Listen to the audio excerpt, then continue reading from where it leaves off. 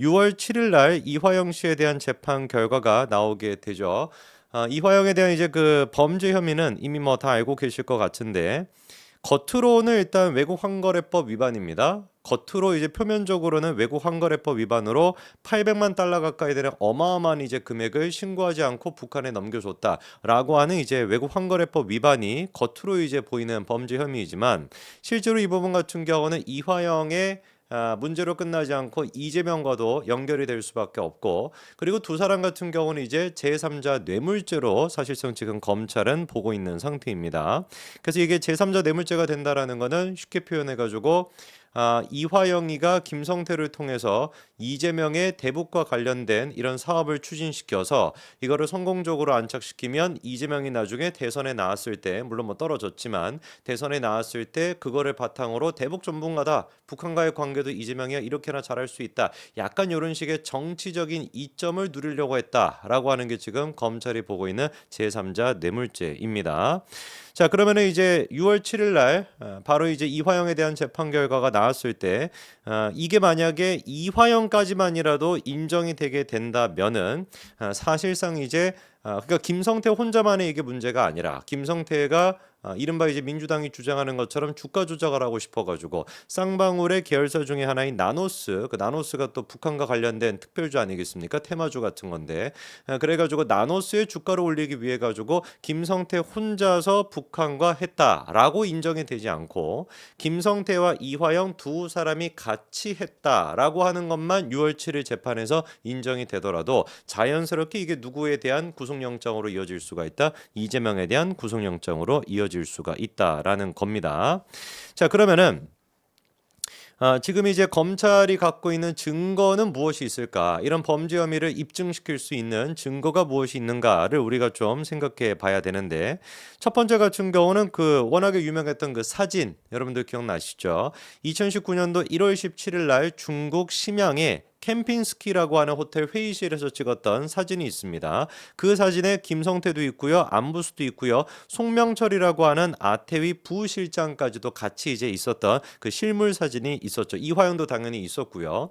상식적으로 생각해 봤었을 때 이 사진만 보고서도 판사가 정상적인 눈을 갖고 있는 사람이라면 삐꾸가 되는 게 아니라 당연히 뭐라고 생각해야 되겠습니까? 당시 이화영이가 뭐였어요? 평화부지사였습니다. 그리고 애당초 평화부지사라고 하는 그 직책 자체가 존재하지 않는 직책이에요. 이재명이 경기도지사일 때 처음 만든 직책입니다. 왜 만들었습니까? 북한과의 그거 하라고 북한과의 어떤 사업이 됐거나 교류가 됐거나 그런 것들을 전담하라고 없었던 직책을 만들어낸 게 평화부지사라고 하는 직책이거든요. 그 직책을 달고서 이화영이가 도대체 뭐라고 쌍방울의 김성태를 중국에서 누구랑 같이 무려 아태이 부실장이라고 했던 송명철이랑 같이 만날 이유가 있겠습니까? 누가 보든지 간에 이거는 쌍방울이라고 하는 기업과 경기도와 북한 세 개가 같이 연결되어 있다라고밖에 볼 수가 없는 것이죠. 명백한 지금 이제 실물 증거가 있는 거예요. 뭐 이것뿐만이 아닙니다. 실제로 이렇게 만나고 난 뒤에 일주일 정도 시간이 지난 2019년도 1월 24일에 쌍방울이 어떻게 했습니까? 돈을 건넸습니다. 북한에 200만 달러 가까이 되는 그 돈을 갖다가 능라도 식당에서 우리 저기 강남에 있는 그 능라도 말고요. 중국 심양에 이제 그 능라도가 있습니다. 그 능라도 식당에서 이제 그 송명철한테 200만 달러를 건넸다라고 하는 것도 검찰이 수사를 통해서 밝혀냈죠. 자, 그것뿐만 아니라 이런 어떤 실물 사진뿐만 아니라 문건, 공문까지도 검찰이 지금 확보하고 있습니다. 첫 번째 같은 경우는 2019년도 5월 달 중국 단둥에서 박명철, 이것도 북한 사람입니다. 박명철이라고 하는 민족경제협력연합회 부회장을 김성태가 만났고 두 사람이 경제협력 합의서를 갖다가 작성을 했고요. 그다음에 2019년도 11월 달 같은 경우는 이화영이 김영철한테 보냈던 경기도 대표당 초청 요청 공문 또한 마찬가지로 검찰이 확보하고 있습니다. 그러니까 비슷한 시기에 거의 사실상 같은 시기 동안에 이화영과 쌍방울의 김성태 그리고 북한 그 북한 같은 경우는 아까 전에 무슨 뭐 송명철이가 됐거나 박명철이가 됐거나 이름이 두 사람이 똑같네요.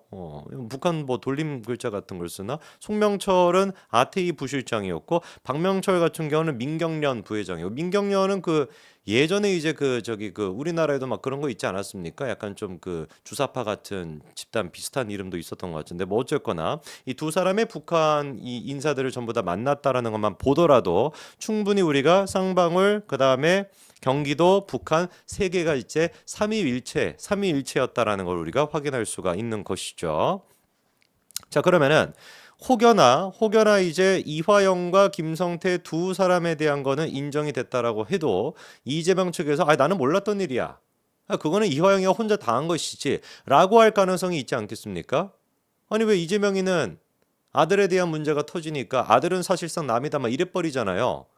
그렇지 않습니까? 아마 조금 지나가지고 이제 그 김혜경 씨에 대한 그게 확실시 되고 자기 또한 마찬가지로 피해를 줄 거라고 생각이 되면 아마 김혜경도 남이라고 할걸요. 아내도 남이다라고.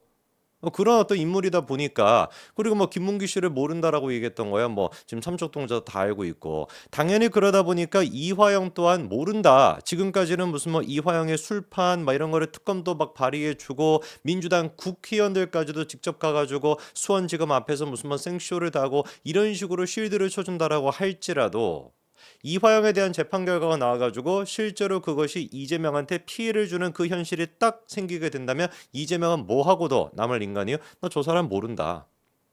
응? 측근이라고 한다면은 뭐 정진상 정도는 돼야지라고 하면서 유동규 씨를 잘라냈던 것처럼 이화영이 또한 마찬가지로 잘라내지 않겠습니까?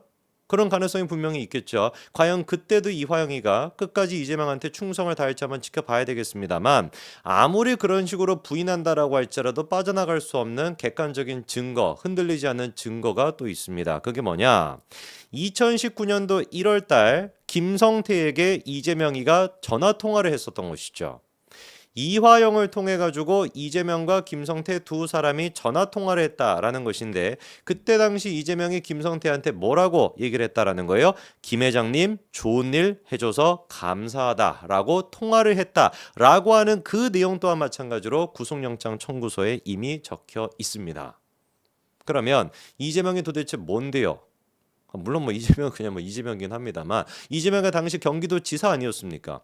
경기도지사였던 이재명이가 이화영을 통해 가지고 그 뭐 술집 같은 데 있었을 때 이화영이 전화를 이재명한테 걸고 그리고 이렇게 전화를 바꿔줬던 거거든요. 그래서 이제 김성태한테 전화를 바꿔줬던 것인데 이재명이 뭐라고 김성태한테 김 회장님 좋은 일 해줘서 감사하다 이렇게 얘기하겠습니까?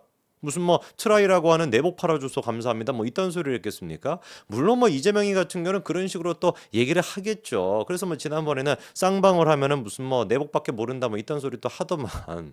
그래서 뭐 이 얘기조차도 내복을 그 팔아줘가지고 감사합니다 이런 식으로 변호할지는 모르겠지만 그거를 판사님께서 받아들이겠습니까? 누가 보든지 간에 이화영을 통해 가지고 이재명과 김성태가 통화를 해서 그 통화 내용이 좋은 일 해줘서 감사하다라고 한다면은 이거는 명명백백하게 이화영과 이재명 두 사람도 연결고리가 있을 수밖에 없는 것이죠. 그렇기 때문에 사실상 뭐라는 겁니까? 이번 재판 이화영의 어떤 그 재판에서 이화영과 김성태 두 사람의 연결고리만 확인이 되게 된다면 유죄로서 두 사람의 연결고리가 확인이 된다면 이화영과 이재명은 세트기 때문에 사실상 누구에 대한 유죄 선고와 같다라고 하는 얘기가 나오는 거예요. 이재명에 대한 유죄 선고와 같다라고 하는 얘기가 나오는 겁니다.